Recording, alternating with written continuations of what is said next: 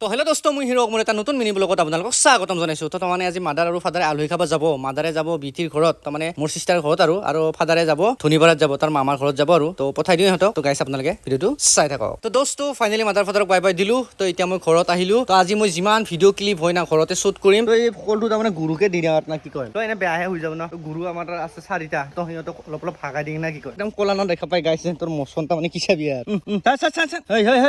তোক একেলা ককে আনা নাই এতিয়া এইকেইটা খা। বাকী তোৰ পুতাৰ একদিন অকমান বাইদেউৰ একদিন অকমান তই সিহঁতকো দিং আৰু সিহঁতে আনা দেখা পাই একদম বা গল চল দাঙি দিছি গাইছ। তো খাদ্য আনা খাবলৈ আৰু কাইনো গল দাঙি নাচাব ন, তো মানুহ চাব লগা অৱস্থা হৈ যায় ভোকত থাকিলে। তো সেইকাৰণে সিহঁতকো দিং আৰু এই আনিছে কি আগবাঢ়িছি আইফালে চা এই তাকো দি আহোঁ দুটামান। এই তাকো দিং ৰ, এই পুৰা মাথা চাথা দাঙি দিছি গাইছ। এই খাব পাম বুলি ভাবছি আৰু পাই খা তো মোটামুটি শেষে কল। এইটো মাইকীটোক অকমান দিং খা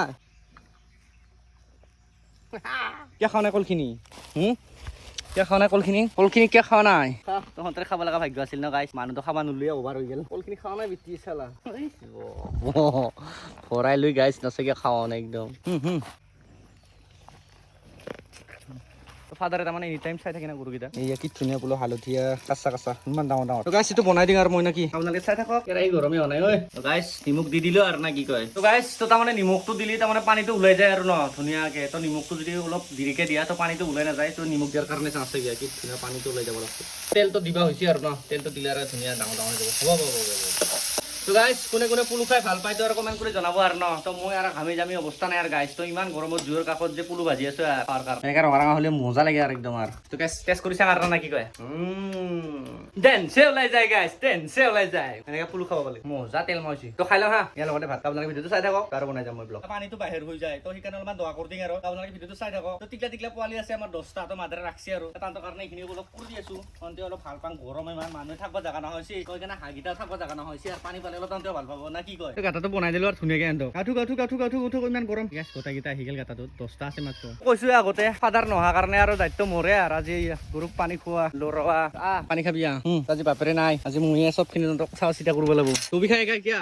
ऐसे देख रहा है, घूर रहा है मेरे को।